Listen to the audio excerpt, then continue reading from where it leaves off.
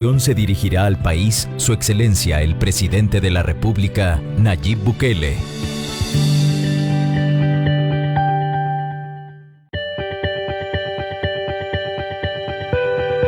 Transmite el Gobierno de El Salvador.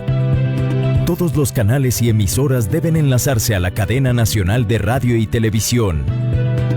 A continuación se dirigirá al país Su Excelencia el Presidente de la República, Nayib Bukele.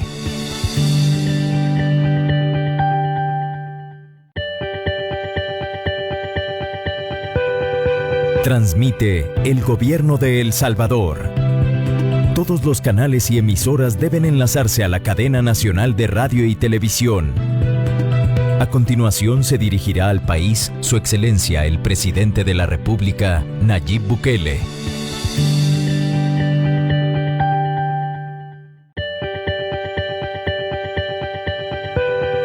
Transmite el Gobierno de El Salvador. Todos los canales y emisoras deben enlazarse a la cadena nacional de radio y televisión. A continuación se dirigirá al país Su Excelencia el Presidente de la República, Nayib Bukele.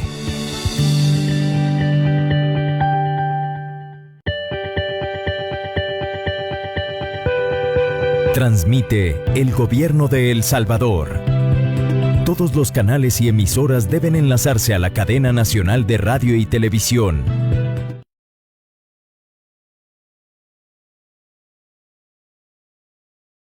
Desde el Salón de Honor de Casa Presidencial, este es el mensaje a la nación del Presidente de la República, Nayib Bukele.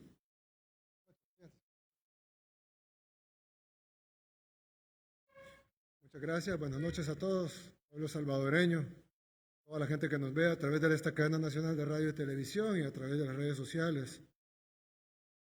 En primer lugar, quiero darles una actualización de las pruebas realizadas el día de hoy y sus resultados.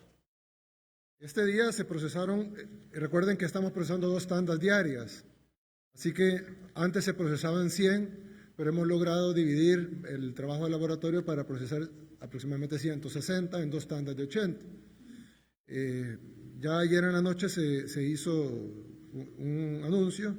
Y en las tandas de hoy, en la primera tanda tenemos 2 casos positivos y en la segunda tenemos 4 casos positivos, es decir, un total de 6 casos nuevos de COVID-19. Eso sube a 19 el número de casos totales que tenemos en nuestro país, detectados. Evidentemente, como lo he dicho en todas las conferencias de prensa, desde antes de que tuviéramos un caso, es probable, es muy probable, que hayan muchos casos que no se hayan simplemente detectado. Y ya que hubo 2 casos ya locales, es decir, contagios locales en Santa Ana, aunque estuvieron más o menos bajo un control posterior y se localizaron diversos nexos epidemiológicos, es muy probable que el virus esté recorriendo el país. Es decir, no podemos saber a ciencia cierta quién está contagiado y quién no. Tenemos de los contagiados, de los 6 casos, la buena noticia dentro de la mala es que los 6 son importados, ninguno es un contagio local. Todos fueron captados en los centros de contención, 2 fueron provenientes de Francia, 1 de Estados Unidos, 2 de Colombia y 1 de Brasil. Es decir, dentro de lo que cabe, no han salido de la esfera de los centros de contención. Y ya que se detuvieron desde que ingresaron al país, evidentemente no podemos saber si no ha habido un error en la fuga de algún contagio porque alguien en un guante se llevó un virus, etcétera, pero lo más probable es que no haya salido de ahí. Aparte de eso, tenemos 18 casos sospechosos que se están esperando los resultados de las pruebas. Estas pruebas no se podrán dar ahorita, pues no las vamos a tener a esta hora ni en el momento de la cadena, pero sí las vamos a tener mañana y se van a actualizar en una nueva plataforma que hemos lanzado para que ustedes tengan los datos, primero en tiempo real y no tengan que esperar a la conferencia de prensa o a la cadena nacional. Siempre hemos tratado de dar la cara cuando hay casos nuevos Yo anuncié el primer caso, anuncié los segundos casos, estoy anunciando estos, cuando no he sido yo lo ha anunciado el Gabinete de Salud, pero creemos de que a medida esto vaya avanzando va a ser imposible estar anunciando los casos porque van a ser cada vez más por la simple progresión de la enfermedad. Por lo tanto, hemos habilitado una plataforma web para que todo el mundo pueda consultarlo en tiempo real. Y eso da varias ventajas. La primera es que es en tiempo real. La segunda es que tiene más información de la que normalmente se da en una conferencia de prensa por el simple hecho de que es difícil memorizarse 25 datos, pero en la plataforma están todos los datos que se pueden dar. Los que no están es lo que internacionalmente no se pueden dar, por obvias razones. No se pueden dar el nombre del paciente o su casa de residencia, como alguna gente ha pedido, eso no se puede hacer. Pero sí podemos decir de qué municipios son, de qué sexo son, cuánta gente está estable, crítica, grave, etcétera, dónde están los centros de contención, cuánta gente hay en los centros de contención, cuántas mujeres, cuántos hombres, de qué edades son los enfermos, etcétera. Así que en la plataforma ya está disponible. Ya está disponible. La plataforma es covid19.gov.sv. Es covid19.gov.sv. Y ahí, pues, se puede ver básicamente toda la información. ¿La podemos poner en pantalla? ¿O no está para poner en pantalla? Bueno, ahí está. Esa es la plataforma. Esa es solo, la plataforma de Scroll Down, o sea, funciona, se puede ir bajando y tiene varia información. En cualquier teléfono móvil funciona, y ahí tenemos pues los casos recuperados, que en el caso de El Salvador son 0, obviamente, porque son casos recientes, casos fallecidos, que tenemos 0, casos activos, que es el resultante del total menos los otros 2, que son 19, y los casos confirmados, que son 19. Locales, es decir, los contagios locales, han sido 2, y los casos importados han sido 17, aunque hemos identificado que los 2 locales fueron contagiados por un caso importado de Estados Unidos. 18 casos sospechosos, tenemos cuántos masculinos y cuántos femeninos, 13 son hombres y 6 son mujeres. Gracias a Dios, hasta ahora, esto puede variar, recordemos que es una enfermedad progresiva, pero hasta ahora el 100% de los casos están estables. Luego viene el moderado, luego viene el grave y luego viene el reservado, o también llamado crítico. Hasta ahorita no tenemos ninguno de esos. La gente en los centros de contención, lugares de detención de los casos, tenemos la cuarentena domiciliar, y los centros de contención. Y aparte hay más información, si lo pueden.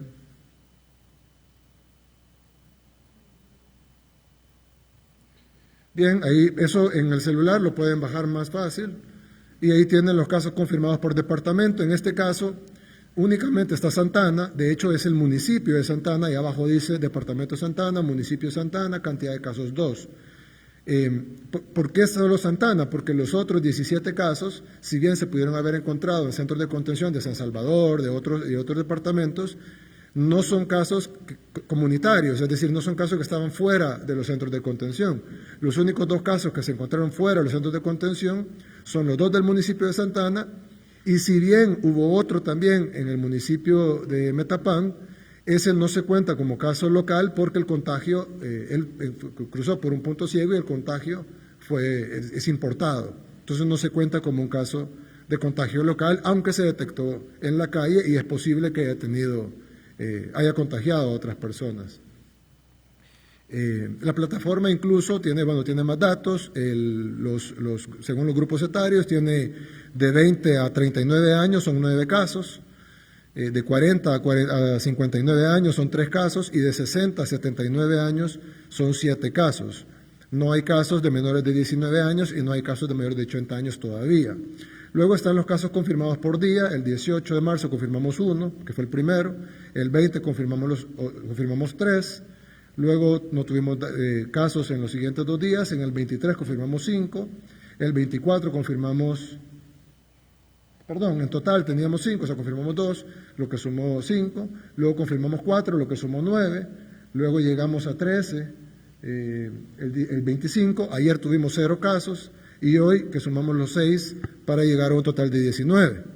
En la gráfica de abajo, en la de arriba, de la superior izquierda, la que estábamos viendo, por favor, En la gráfica superior izquierda tenemos los casos totales y en la de abajo, los casos confirmados por día, tenemos lo que les acabo de decir. 1 tal día, 0, 2, 0, 0 y la de arriba es la sumatoria. La de arriba básicamente es nuestra curva progresiva. Lo bueno de esta página es de que tiene mucha más información de la que probablemente teníamos antes sobre todos los casos, está presentada de una manera fácil de entender y la página además de esta información tiene otra información como reportes o decretos y se puede acceder a todo eso. La página se va a ir robusteciendo, se le va a ir metiendo documentos, etcétera, para que sirva de una consulta más integral del tema.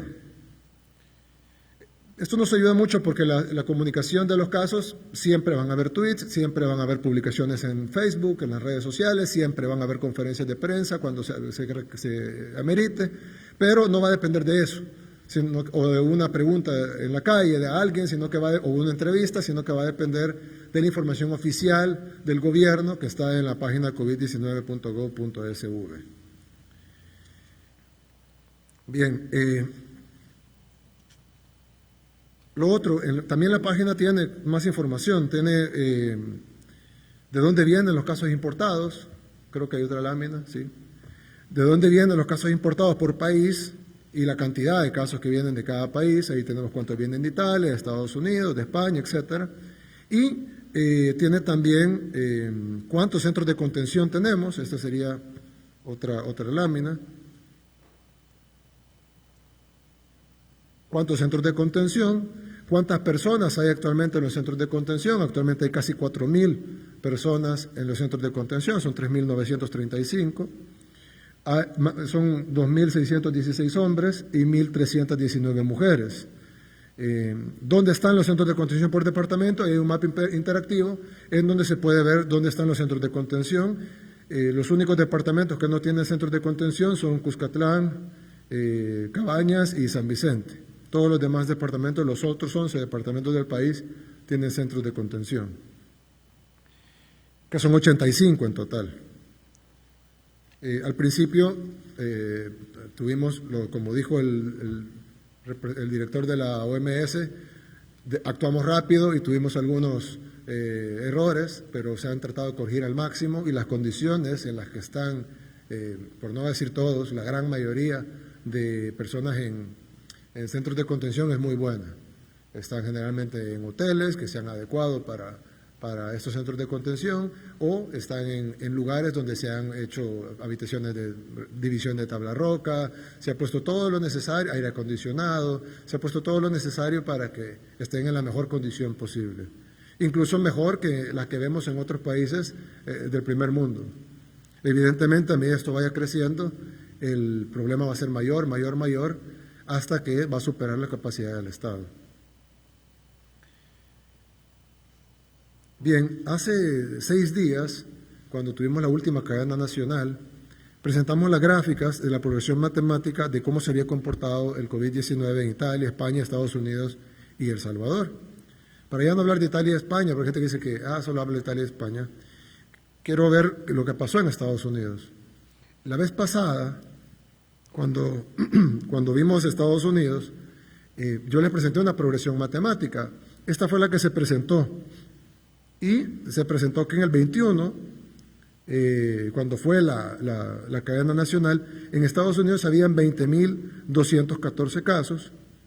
Esta proyección, que es básicamente una duplicación cada 3 días, predecíamos que el 24 de marzo, y ustedes pueden revisar esto en el video de la cadena nacional pasada, dijimos de que en el 24 de marzo, y esto fue hace una semana, Estados Unidos iba a tener 40.000 casos, y que el 27 de marzo Estados Unidos iba a tener 80.000 casos. Sin embargo, nos quedamos un poco atrás, es decir, nos atacaron de alarmistas, dijeron, eso es un alarmismo, incluso un profesor de estadística publicó un artículo en un periódico diciendo que nuestros cálculos eran alarmistas y que estábamos mintiéndole a la población para infundir miedo y que era absurdo pensar que esa iba a ser la progresión matemática y que él como profesor de estadística desmentía nuestra proyección. Pero bueno, Si acaso no le pegamos, fue porque no fuimos muy abajo. Porque la realidad, la proyección de los datos actuales que vamos a poner ahorita es la siguiente. Esos son los datos actuales. En lugar de 20.000, eso sí ya estaba, porque era lo que dijimos en el día, eran datos oficiales de Estados Unidos, pero en lugar de 40.428, tenemos 42.149. Y en lugar de los... no, pero eso está malo. Bueno, en lugar de los... Aquí lo han puesto el 26, pone 63.000 casos, que fue el día de ayer, pero el día de hoy, si ustedes han visto las noticias, y creo que tenemos un video de CNN, Estados Unidos ya sobrepasó los 80.000 casos y básicamente se acerca a los 100.000 casos. Es decir, que estamos muy por encima de lo que, y se pueden poner el video de CNN, estamos muy por encima de lo que proyectamos. O sea que el profesor de estadística se equivocó en decir que estábamos proyectando algo para infundir miedo, y más bien fuimos muy conservadores en la proyección y aparentemente el COVID-19 se está expandiendo más rápido de lo que decían nuestras proyecciones. Si tenemos el video de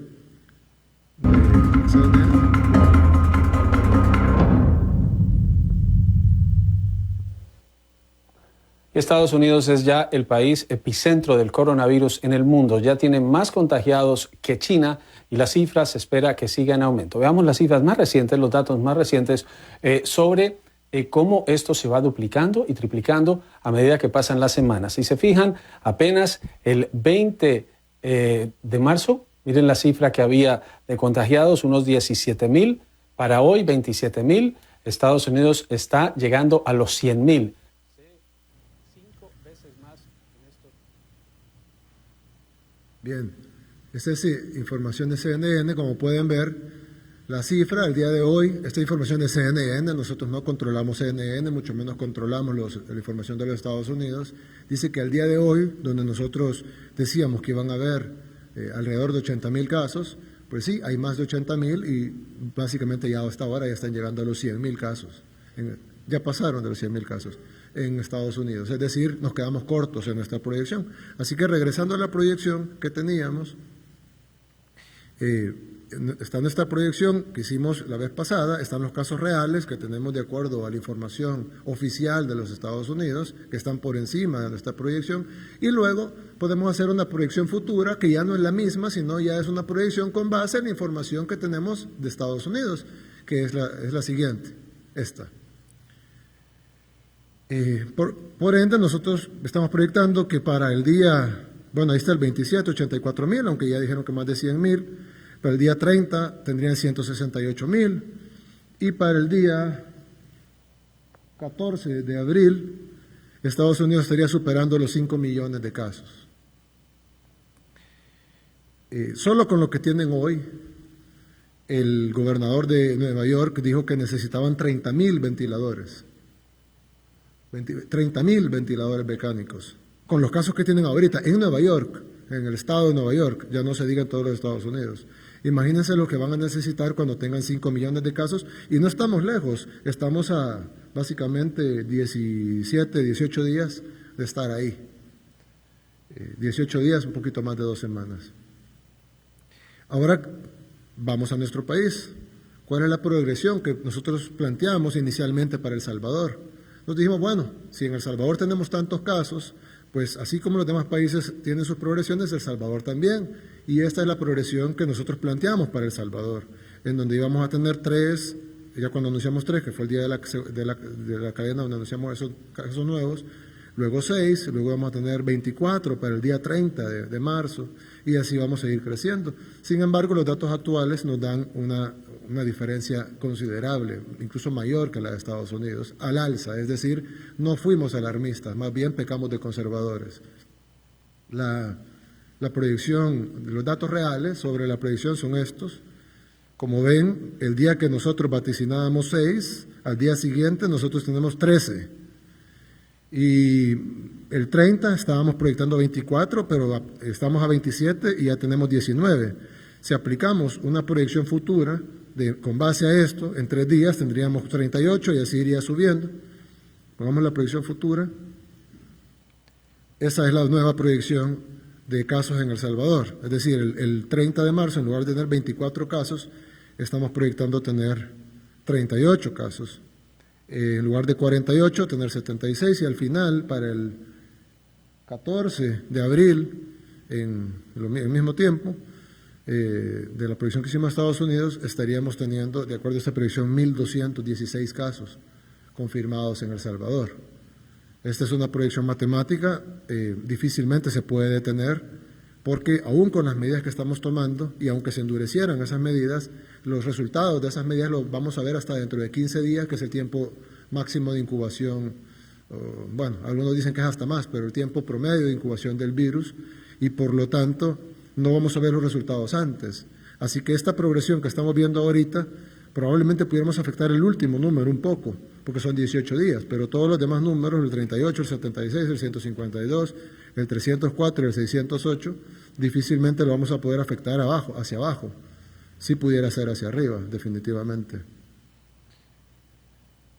Bien, lo que nos dice que esto es mucho más grave de lo que nosotros estábamos pensando.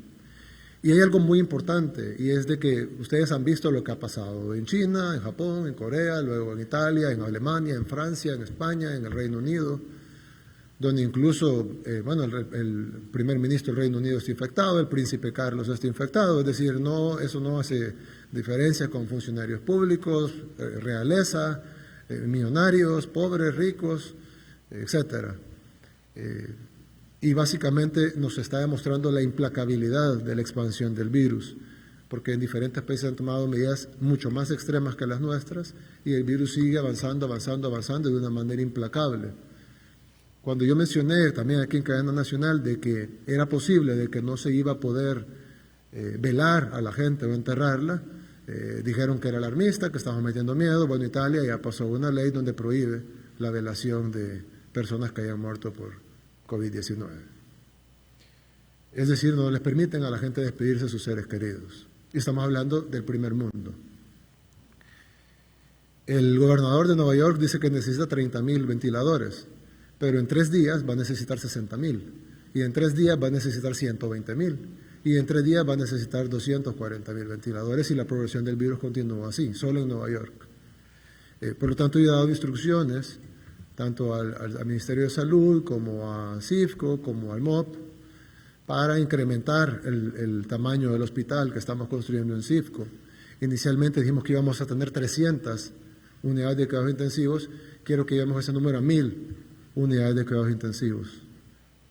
Ningún país tiene un hospital en Latinoamérica con 1,000 unidades de cuidados intensivos específicas para COVID-19, y además siempre mantener las 2,000 camas hospitalarias. Entonces vamos a tener 2,000 camas de cuidados intermedios y 1,000 camas de cuidados intensivos.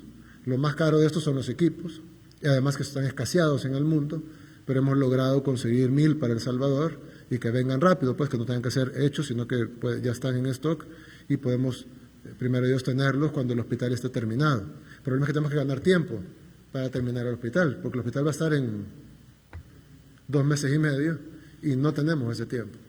Entonces vamos a tener que aguantar con las medidas de contención del virus, vamos a tener que aguantar con el sistema de salud actual que tenemos, y vamos a esperar que, primero Dios, el hospital llegue a tiempo para atender a toda la gente, aunque por la progresión matemática, evidentemente, incluso ese hospital, que va a ser el más grande de toda Latinoamérica para combatir el COVID-19, se nos va a quedar muy por debajo de la necesidad que tenemos.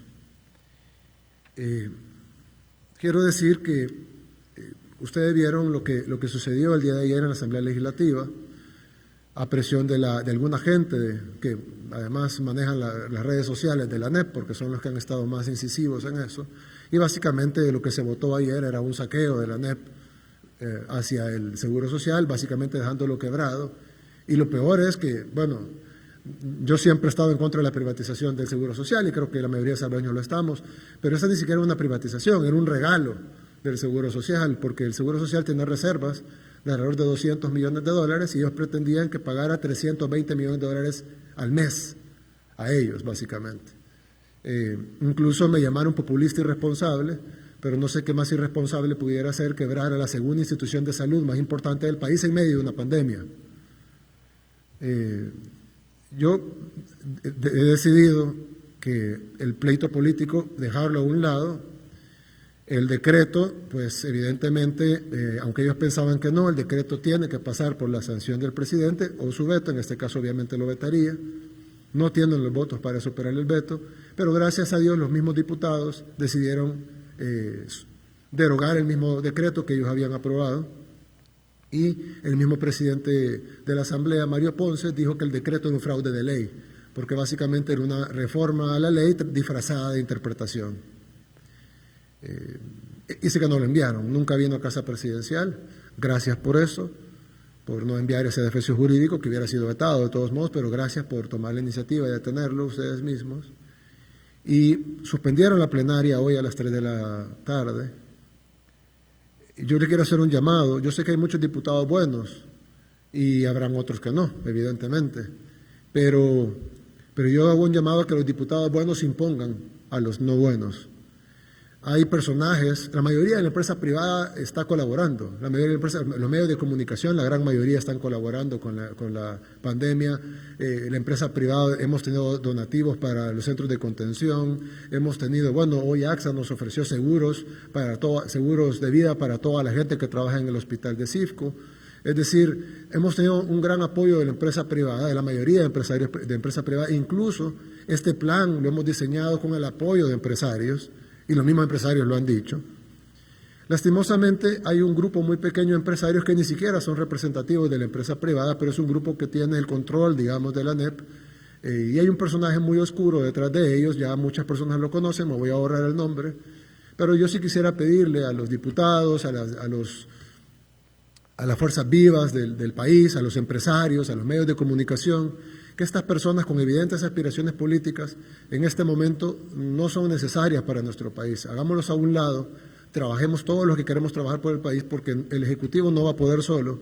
Necesitamos el apoyo del Legislativo, necesitamos el apoyo del Judicial, necesitamos el apoyo de los empresarios, necesitamos el apoyo de la sociedad civil, necesitamos el apoyo de las organizaciones de la sociedad civil, necesitamos el apoyo de los sindicatos, necesitamos el apoyo de los medios de comunicación, necesitamos el apoyo de uno y cada uno de los salvadoreños en que cumpla con las medidas que se están implementando. Estas personas negativas, tóxicas, que están moviendo influencia y hasta dinero, tratando de destruir los aparatos de salud del Estado para impulsar sus propios intereses económicos de grupo y sus propias aspiraciones políticas, ustedes ya saben a quién me refiero, por lo menos los diputados y los empresarios saben a quién me refiero, probablemente asuman la presidencia de la ANEP dentro de poco. Este tipo de gente nociva yo siento que hay que hacerla a un lado por el bien de nuestro país. Unámonos todos los que queremos sacar adelante este país, la mayoría, la 95, 99% de los empresarios están de acuerdo con eso. Trabajemos, yo sé que se necesita apoyar a la empresa privada, sobre todo a las MIPYMES, porque que están sufriendo también el embate del golpe económico mundial que se representa el COVID-19. Estamos dispuestos a hacer un paquete para apoyarlos, sobre todo a la micro, pequeña y mediana empresa, que son el 85% de las empresas del país, pero debe ser un diálogo franco y sincero que venga a trabajar de la mano de todos y cuyo objetivo sea sacar adelante a nuestro país, no que se pierdan vidas para favorecer intereses políticos mezquinos y intereses económicos de un pequeño grupo que ni siquiera es representativo del empresariado salvadoreño. Así que yo les quiero hacer ese llamado a los diputados: lúzcanse, de verdad, lúzcanse ante la población, y si la población dice qué buenos diputados tenemos, votemos por ellos en la próxima elección. Créanme, a mí las elecciones ya ni siquiera están en la prioridad de mi mente. Incluso el día a día del gobierno se ha olvidado, todo el gabinete está en función de esto. Es decir, desde que empieza el día hasta que termina, a la hora que termine, a veces no termina y ya empezó el siguiente. Y estamos en el COVID-19, estamos en contención, estamos en medicamentos. Yo he estado hablando en la madrugada con los distribuidores de hidroxicloroquina, que es un medicamento que ha probado ser efectivo. Por favor, no se lo vayan a automedicar, es un medicamento muy peligroso, puede causar severos daños al cuerpo humano, severos daños al cuerpo humano. No es un profiláctico, no es que si me lo tomo no me va a dar COVID-19, Si alguien tiene acceso a ese medicamento, por favor no se lo vaya a tomar a menos que tenga una prescripción médica para utilizarlo. Tampoco es de confundir la cloroquina con la hidroxicloroquina. La cloroquina es un medicamento para la malaria.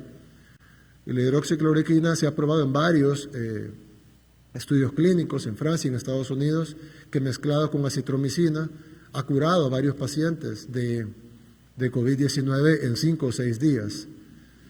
Se les da varias dosis, está ya regulado, básicamente todo el mundo está peleando por este medicamento que se está volviendo escaso. Sin embargo, yo creo, no puedo prometerlo, pero yo creo que El Salvador va a poder garantizar 2 millones de dosis. Esto serviría más o menos para 100,000 pacientes, 100,000 pacientes que necesiten esto, que quiere decir no a los que les da suave, sino a los que lo necesiten, ya que no es un medicamento que se puede usar a la ligera. Incluso ofrecimos mandar aviones a traerlo. Bueno, hay una cadena de producción complicada ahorita en el mundo, la mayoría de aeropuertos están cerrados, pero estamos cabildeando para conseguirlo. Entonces es un momento en donde tenemos que trabajar para construir los hospitales, mejorar los que tenemos, preparar. No tenemos la cantidad de intensivistas necesarios para tener 1,000 unidades de cuidados intensivos. Tenemos que preparar intensivistas, enfermeros intensivistas, doctores intensivistas. No es tan fácil. Epidemiólogos. Vamos a pedir apoyo de países amigos, todos los países con los que tenemos relaciones diplomáticas. Vamos a entrenar salvadoreños, vamos a graduar anticipadamente salvadoreños que estén estudiando medicina. Vamos a hacer todo lo posible para tener no solo el hospital, la infraestructura y el equipo, sino además los medicamentos, los insumos, el personal médico, el personal general y todo para que este hospital pueda funcionar al máximo y podamos salvar la mayor cantidad de vidas. Quiero decir que los diputados tienen también en sus manos varios decretos que son muy importantes. Un decreto es el aumento de los subsidios para las personas de 200 kilovatios a 250 kilovatios hora. Eso va a beneficiar a una gran cantidad de familias más. Tienen también el decreto de la ampliación del régimen de excepción, que es muy útil y no sabemos si vamos a ser más útil todavía después. Necesitamos varios decretos, así que yo le hago el llamado a que trabajemos, a que se luzcan ante el pueblo salvadoreño y que aprueben estas cosas que las necesitamos, de verdad las necesitamos. Y probablemente ustedes, diputados, sus familias, y yo, y los ministros, y los encargados de carteras, y nuestras familias, y los periodistas, y sus familias, y la gente que nos está viendo, y sus familias, lo vamos a necesitar. Cuando esta pandemia avance, como ha pasado en todo el mundo, no va a haber distinción entre medicina privada y pública. El gobierno va a tomar control de todos los hospitales privados y por ende no va a haber yo pago, yo no pago. Simplemente su nivel de gravedad de la enfermedad es que va a determinar su nivel de cuidado, no es su nivel de dinero. Y ya que la mayoría de países está cerrando, ni siquiera va a poder tener un avión ambulancia siendo multimillonario y que lo lleve a otro país. Muy probablemente va a ser atendido en CIFCO. Entonces, la importancia de tener todo esto no solo va porque todos amamos a nuestro país, pero también va porque amen a su familia, amen a sus seres queridos. Y pongámonos, si no me quieren querer, no me quieran, pero quiéranse ustedes y quieran a sus familias. Este hospital es necesario, estos medicamentos son necesarios, esta cuarentena es necesaria y las medidas económicas para que la cuarentena se mantenga, que es lo principal, más que el hecho del alivio económico para que las empresas subsistan, lo cual también es importante, pero lo principal es que la cuarentena se pueda mantener.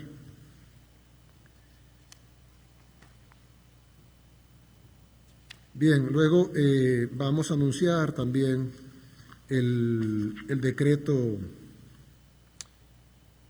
13, es la reforma al decreto 12. Hubo un decreto ejecutivo que es el que está en función, el cual permite algunas actividades, no permite otras, tiene algunas restricciones y tiene algunas excepciones. Pues vamos a reformar ese decreto para hacer más claras algunas cosas y para restringir algunas cosas más que no consideramos vitales en este momento. No lo voy a leer todo porque es muy largo, sin embargo lo vamos a subir a las redes sociales y lo vamos a dejar, también lo vamos a subir a la página del covid19.gov.sv y también se lo vamos a dar a todos los medios de comunicación para que lo puedan compartir. Sin embargo, voy a mencionar algunas cosas. El artículo 1 dice: el presente decreto tiene por objeto declarar el territorio nacional como zona sujeta a control sanitario y tomando como medidas sanitarias extraordinarias la restricción de permanecer en sus casas de habitación o de residencia de todas las personas que no sean las estrictamente señaladas en este decreto, con el objeto de prevenir el peligro de propagación de la pandemia COVID-19, para lo cual se dictan y desarrollan medidas de prevención y contención sanitarias.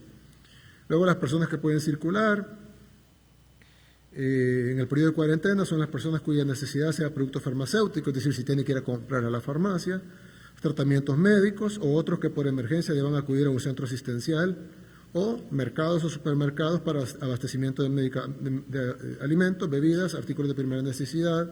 Y en este caso, en los últimos casos, pues en el caso de los mercados y supermercados, solo se puede realizar una persona por familia 2 veces por semana.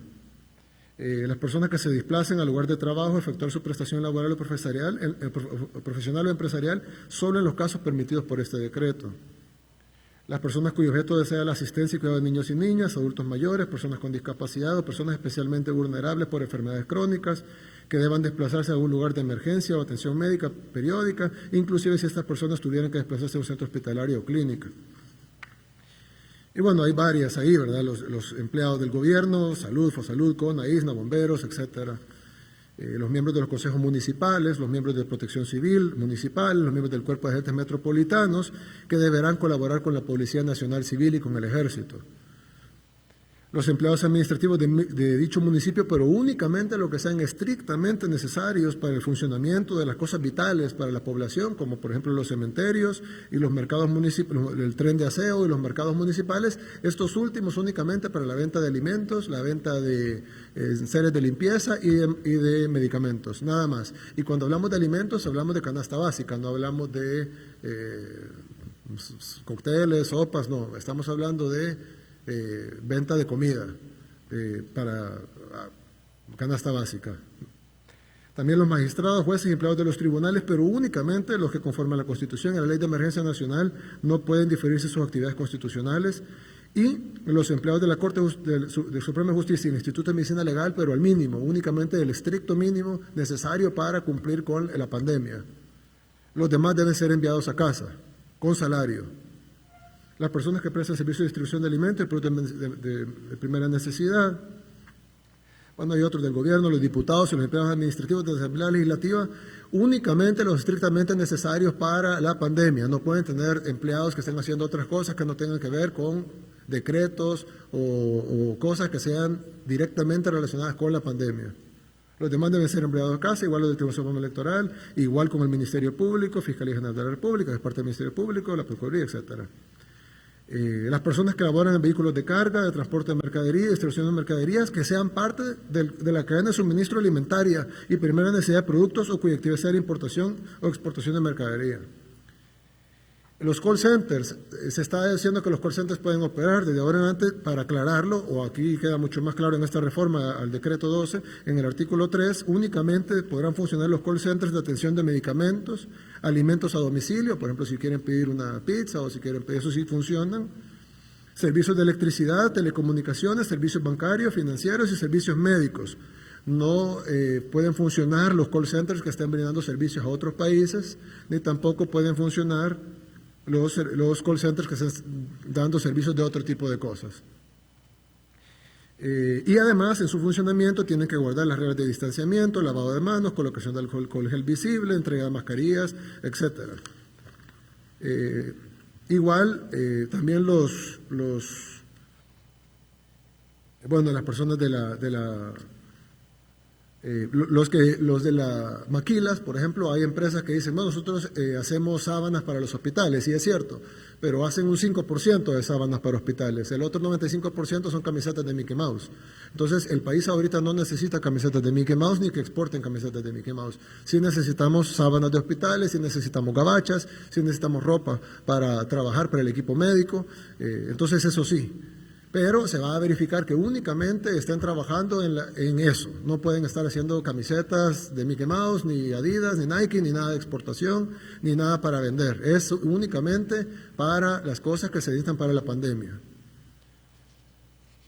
Y el Ministerio de Trabajo va a supervisar que eso sea así y que se cumpla las nuevas disposiciones del decreto, so pena de caer en el cierre total de la empresa y el decomiso o multas que diga la ley.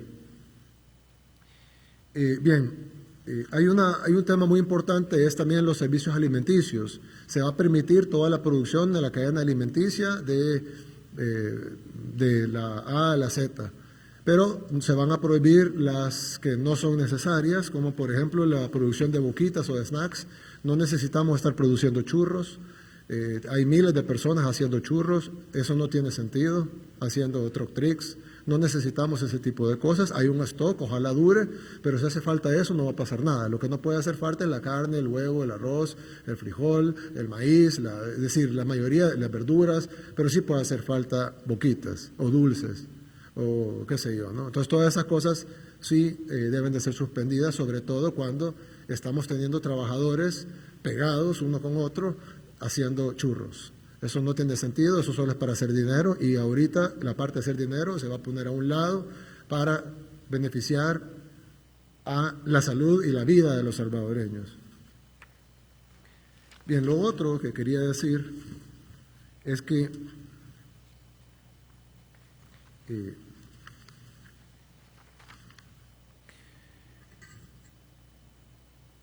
lo que estamos viviendo ahora, mucha gente dice, pero no aguanto el encierro, o no puedo salir, o solo me dejan salir por tal cosa, o conozco a alguien que está detenido en un centro de contención o un centro de cuarentena controlada.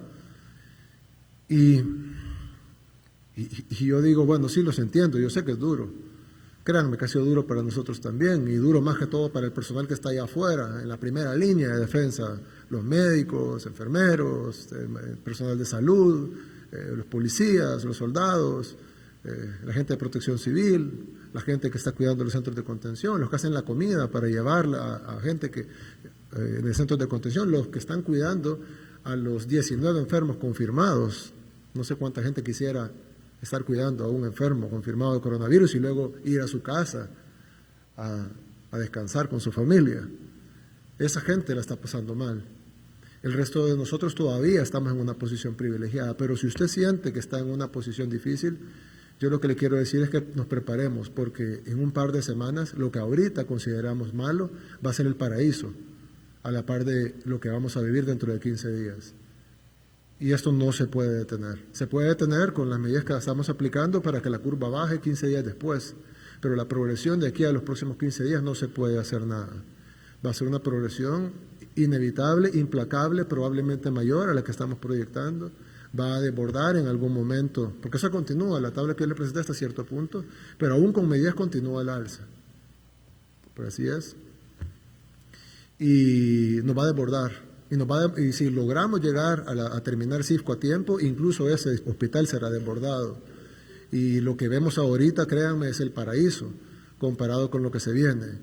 No estoy siendo alarmista, hasta ahorita hemos pecado de conservadores, no de alarmistas. Todo lo que hemos dicho ha pasado o ha sido peor de lo que hemos dicho. Entonces, créanme, lo que estamos viendo ahora no se parece a lo que vamos a sufrir después.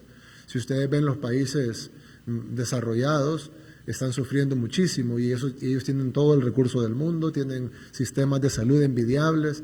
Cuando pega en Latinoamérica, que ya está empezando a pegar en Latinoamérica fuerte, ya las proyecciones no es lo mismo duplicarse de 1 a 2 que duplicarse de 500 a 1000. Cuando pase eso, que ya está pasando, creo que Panamá ya llegó a 1000 casos. 780, quiere decir que mañana o pasado llegan a... ¿Perdón? Ya tienen 14 fallecidos y 780 casos, y están a 2 días máximo de llegar a 1000 casos.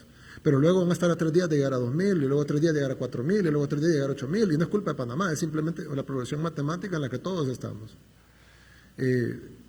A medida que pase eso, nos vamos a empezar a desbordar. Ya las quejas ya no van a ser que no me gustó el almuerzo del centro de contención. La queja va a ser, no hay una cama para que me atiendan, y me urge que me atiendan porque estoy enfermo y no puedo respirar. Entonces, yo sí les hago el llamado, por favor, no solo lo haga por el país, hágalo por usted mismo, por su familia, por sus hijos, por sus padres, por sus hermanos, por sus abuelos. haga lo posible por no contagiarse. Si usted se queda en casa y nadie externo a su casa entra a su casa, no se va a contagiar. Y si tiene que ir a comprar alimentos, pues hágalo, pero que vaya una persona que tome todas las medidas de distanciamiento posible, y cuando llegue a su casa, si es posible, quítese la ropa, que la laven, cámbiese la ropa inmediatamente, báñese, lávese las manos con alcohol gel, lo que pueda hacer, que hay diversos productos para que hay alcohol gel. Si no tiene alcohol gel, puede usar alcohol normal, es más abrasivo, pero es efectivo. Puede usar prácticamente jabón de lavar, jabón normal, agua y jabón. Puede usar incluso el jabón de cocina. Es más duro, pero puede usarlo. Es decir, que puede usar casi cualquier cosa de limpieza. Puede usar Lysol, puede usar, es decir, trate de mantener lo más limpio posible su hogar. Cuando salga, deje los zapatos afuera, trate de agarrarlos con una bolsa, lávelos o no los vuelva a usar, o por lo menos si no tiene implementos de limpieza, póngalo al sol 2 días y antes de ponérselos, y ya en 2 días al sol creo que el virus tal vez ya no está tan vivo en el zapato como cuando lo trae de afuera. Ponga cuidado con las cosas, incluso las recomendaciones. Por ejemplo, yo veo que recomiendan saludarse con el codo y recomiendan toser dentro del codo. Son cosas que no tienen sentido. ¿Cómo voy a toser acá y saludar aquí? Es decir, no salude como los japoneses. Por eso es que ellos no crecen el virus, porque tienen una cultura de distanciamiento social. En Japón la gente se saluda de lejos, no se saludan de mano, no se saludan de besos.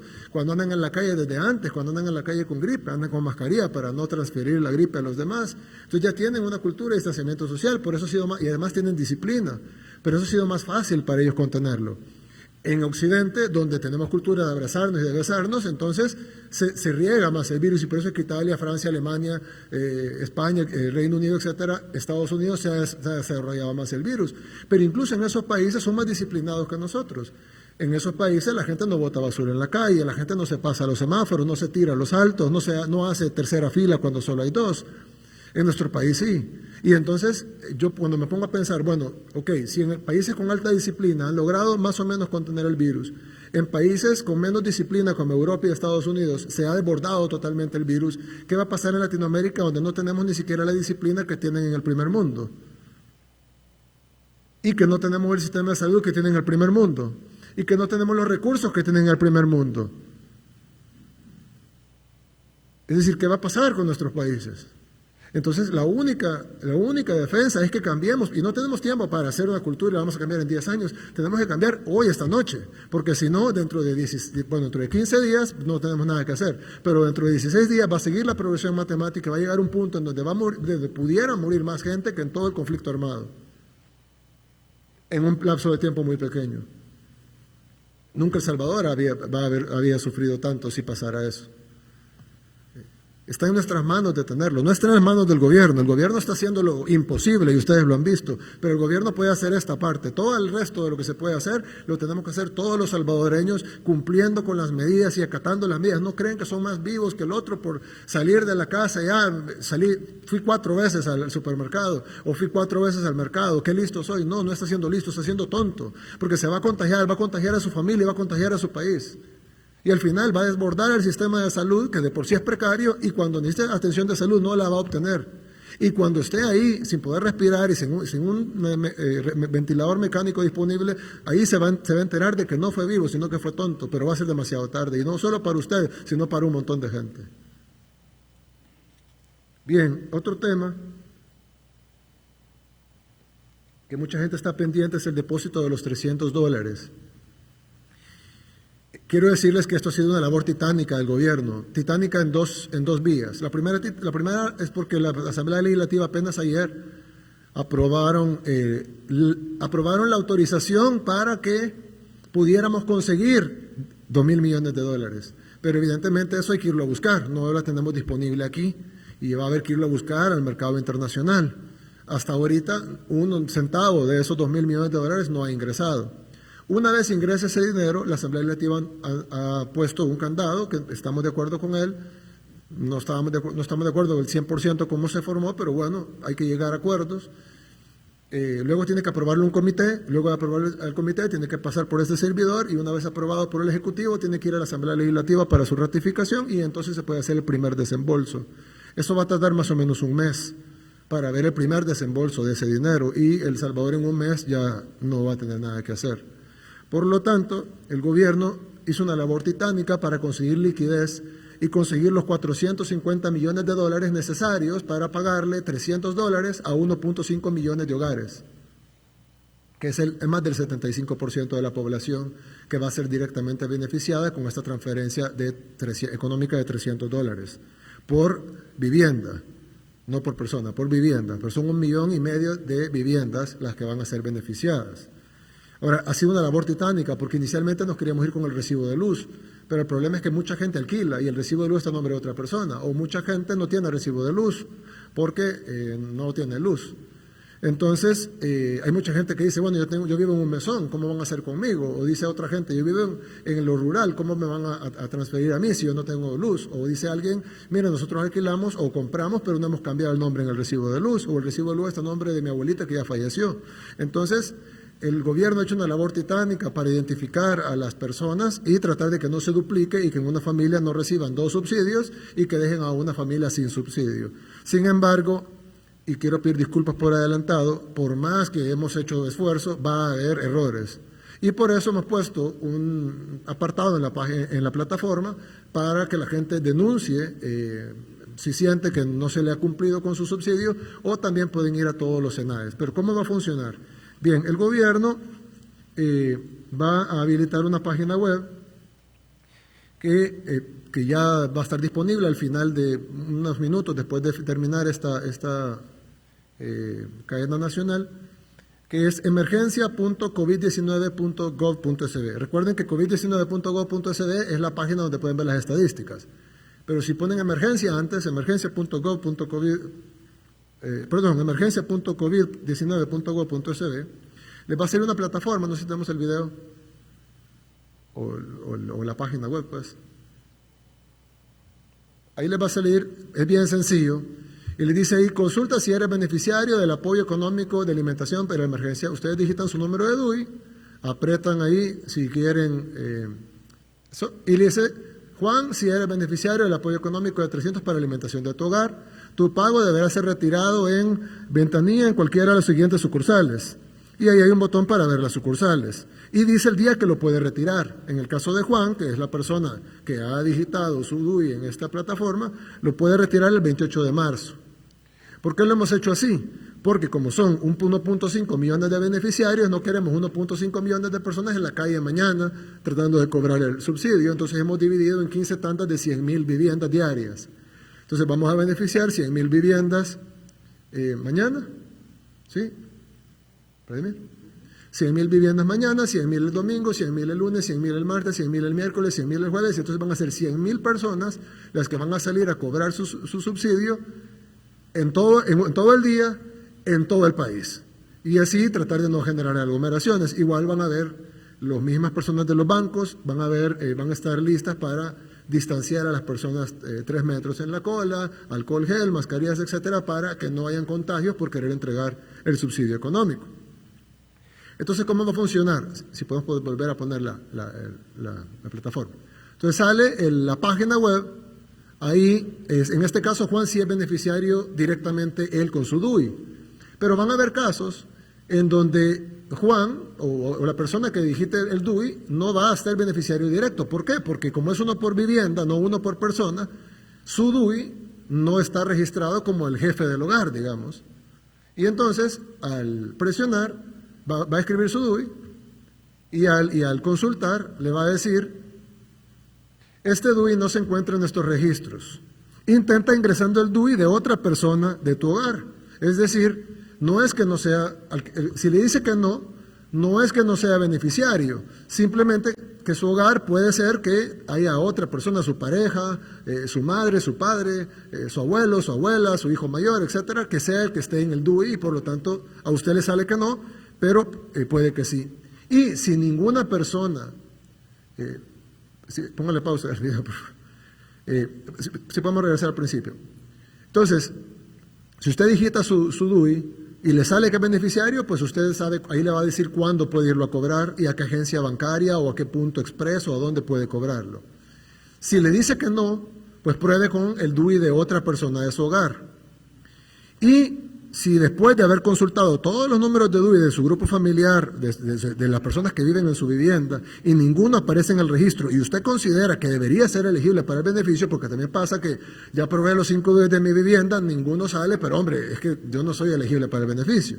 Pero si sale, que si yo creo que soy elegible y ya probé los 5 DUI y ninguno me salió, entonces tiene dos formas de reclamar. Una es ir a uno de los SENADES que están en todo el país, y ahí están las ubicaciones de los SENADES, va al SENADE, si lo paran en la calle, usted dice voy al SENADE porque no aparecía en la lista de los 1.5 millones de DUIs que tiene la plataforma, y ahí están las direcciones y los horarios en donde puede ser atendidos en persona. Ahí están en todos los departamentos, y hay varios departamentos, y ahí están todos los departamentos, los SENADES donde pueden ir. Si quieren hacerlo vía internet, pueden ingresar su solicitud, ingresa su DUI, ingresa su teléfono, ingresa la información que tiene en el recibo de energía eléctrica, como está haciéndolo vía internet, asumimos que tiene energía eléctrica, y si no, pues puede prestarle, tiene que ir al SENADE, pues. Y ahí escribe toda la información y su comentario y lo envía, y nosotros nos vamos a poner en contacto con usted para ver cómo podemos hacerle llegar el subsidio.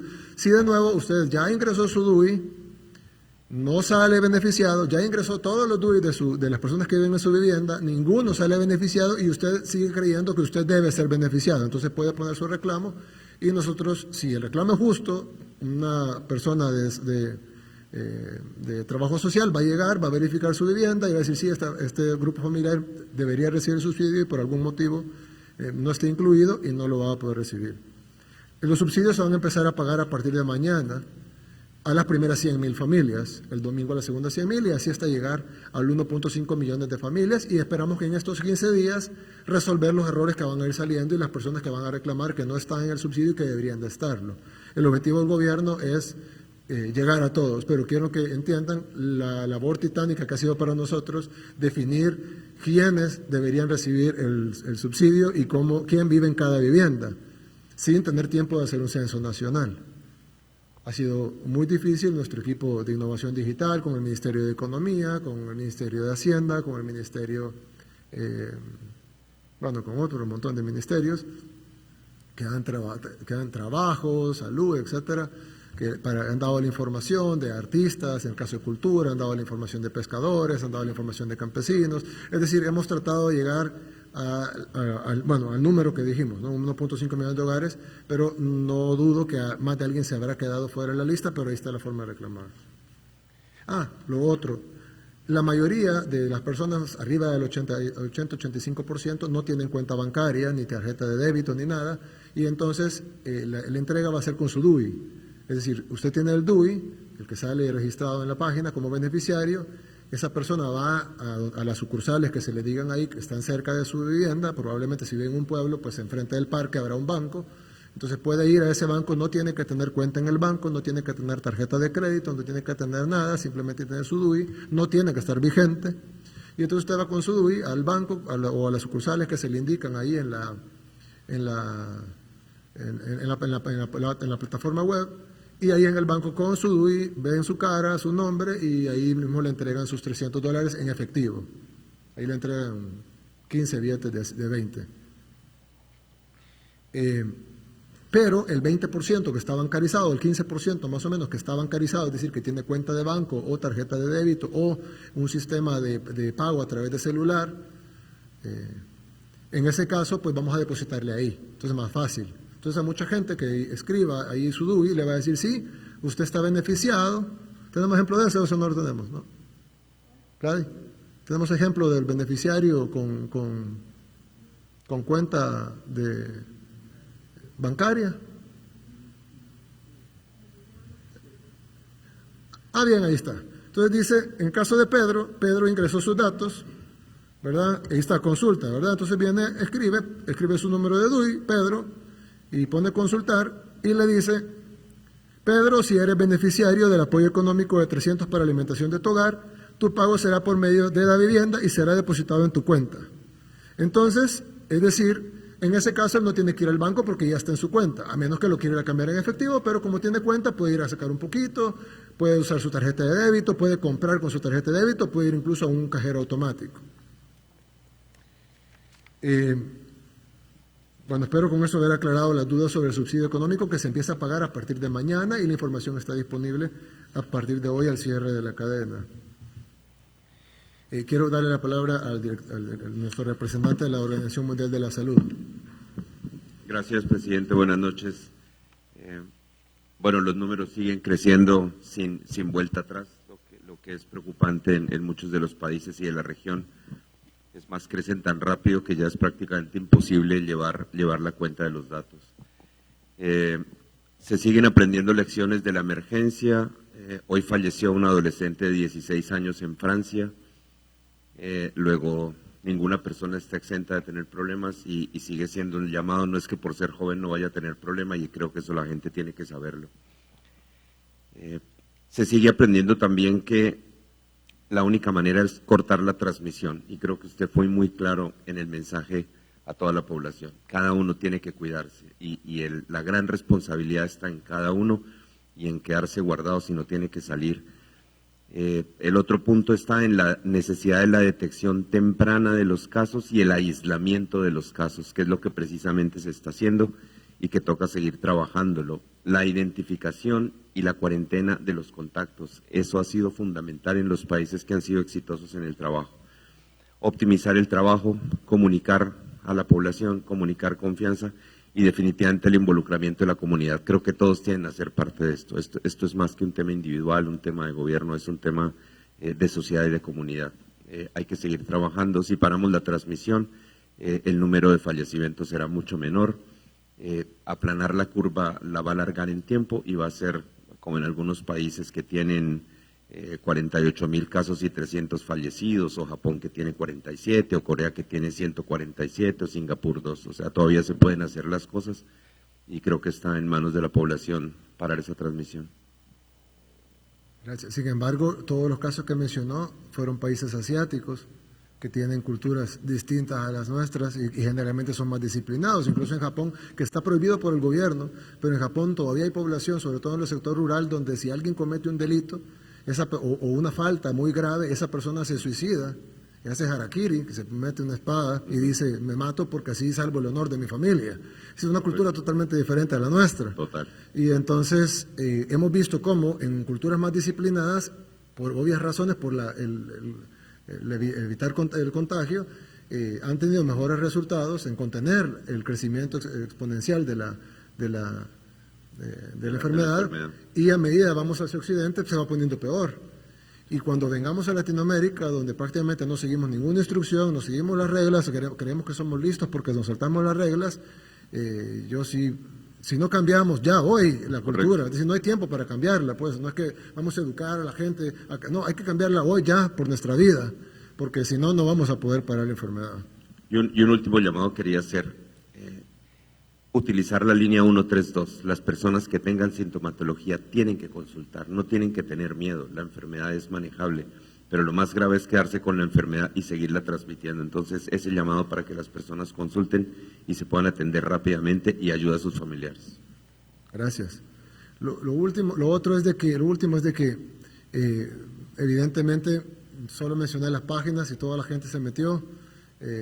Las páginas a veces, cuando ustedes saben, cuando se meten demasiadas personas, probablemente hay más de 1 millón de personas, más de 2 millones, 4 millones.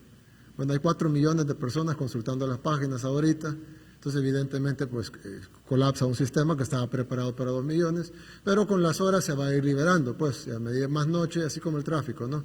Más noche va a estar más liberado, si se espera la madrugada, pues va a ser mucho más rápido. Y así, lamentablemente, como dijo el director de la OMS, hay que actuar rápido y pues nosotros pudimos haber pulido esto y hacerle más ancho de banda para el lunes, pero yo sé que es importante que empecemos a dispensar estas ayudas económicas porque hay mucha gente que ya no tiene que comer, a diferencia de otros que han hecho colas innecesarias en los supermercados para comprar papel higiénico. Y han llenado sus casas de un montón de cosas que ninguna le va a servir, o la mayoría no le va a servir, y cada vez que anunciamos una cadena salen corriendo al supermercado a contagiarse probablemente en esas aglomeraciones, a hacer colas, a trabar el tráfico. Hay gente que no tiene que comer, Y entonces necesitamos llevar esa ayuda económica a la gente que no tiene que comer y hacerle un llamado a la gente que está consumiendo más de lo que consume normalmente. El triple o 4 veces, o han ido 8 veces al supermercado esta semana, con 6 carretillas llenas. No hagamos esto, estamos dañando a nuestro país y al final de cuentas no lo hagan solo por solidarios, háganlo por ustedes mismos. Si colapsan el país, vamos a colapsar todos. Entonces ahorremos todo lo que podamos ahorrar, consumamos lo menos que debamos consumir, sobre todo en cosas que no se necesitan. Está bien que se alimenten bien, si pueden, es lo mejor que pueden hacer, pero hay un montón de cosas, los enseres de limpieza, excelente que compren de eso, pero hay un montón de cosas que son innecesarias y que son compras de pánico que además no tendrían por qué hacerla hoy. Si los supermercados siempre pueden ir mañana, pueden ir el lunes, si no se le ha acabado a la cena, no vamos a restringir la cadena alimenticia de la gente. Entonces es innecesaria las compras de pánico. Solo está poniéndose en peligro de contagio, un alto peligro de contagio, porque en una aglomeración lo más probable es que más de alguien tenga COVID-19 y no lo sepamos. Entonces se puso en riesgo y puso en riesgo a su familia por ir a comprar papel higiénico. Entonces, no se ponga en riesgo usted, no ponga en riesgo su familia y no pongamos en riesgo nuestro país. Yo no quisiera decirles esto, pero lo que estamos viviendo ahora es el paraíso, a la par de lo que vamos a vivir dentro de unos días. Tratemos de que esa tribulación, que va a ser muy fuerte para nuestro país, sea lo menor posible. Y eso solo va a funcionar, no solo con la acción del gobierno, que ustedes han visto que hemos estado muy activos, sino de que con la acción de cada uno de nosotros en nuestros hogares. Quedémonos en casa. Solo la gente que está trabajando porque la necesidad de que haya energía, de que haya agua, de que haya medicamentos, de que haya fuerza pública en la calle, de que haya doctores y enfermeros y trabajadores de la salud para atender a los enfermos, los que están construyendo el hospital, etcétera, la cadena de producción de alimentos, etcétera. No es necesario, no vayan a trabajar, es que voy a perder dinero, es que voy a perderme un cliente, es que tengo un contrato con una empresa en los Estados Unidos que voy a perder. Créanme que eso no es nada a la par de la vida de un familiar, a la par de la vida de un ser querido. No hay nada que se anteponga ante las vidas humanas, y este es un momento en donde si no hacemos eso, vamos a perder las vidas humanas y vamos a perder la economía, porque la economía depende de la gente viva. Así que si nosotros no cuidamos la salud de la gente, olvídense de la economía también. Para ese grupito pequeño de empresarios que está todavía poniendo la economía por encima de la salud de la gente, si ellos ya no van a cambiar. Yo creo que siempre todos recordamos la película o la caricatura donde está cayéndose todo y está el avaro que recogiendo las cosas del oro, queriendo sacar el dinero y termina aplastado por eso. Ellos así piensan, les importa más el dinero que su propia vida, pero es una minoría. No permitamos que esa minoría imponga la agenda nacional. La gran mayoría de los salvadoreños queremos vivir y queremos que vivan nuestros seres queridos y queremos que vivan nuestras parejas, nuestros hijos, nuestros padres, nuestros abuelos. Entonces protejámoslo y hagamos los sacrificios que tengamos que hacer, por muy duros que parezcan, créanme, no es nada a la par de tener a nuestra familia y a nuestros seres queridos vivos. Y nuestro país se va a levantar si salimos bien de esto, si la moral de nuestro país no está destruida después de esto, sino que logramos salir adelante porque hicimos todo lo posible por salvar la mayor cantidad de vidas, vamos a poder reconstruir la economía. Pero si al final de cuentas todos estamos sumidos en el sufrimiento y en la desolación, no va a haber incentivo económico o incentivo financiero que levante la economía. Así que pongamos la salud primero, sigamos las recomendaciones, tomemos medidas adicionales incluso a las que el gobierno está poniendo si podemos hacerlo, pidámosle a Dios por protección y Dios quiera y proteja a nuestro país. Que Dios los bendiga a todos y que Dios bendiga a El Salvador. Muchas gracias y buenas noches. Desde el Salón de Honor de Casa Presidencial, este fue el mensaje a la nación del presidente. Transmitió el Gobierno de El Salvador. Agradecemos a los medios de comunicación por enlazarse a la cadena nacional de radio y televisión.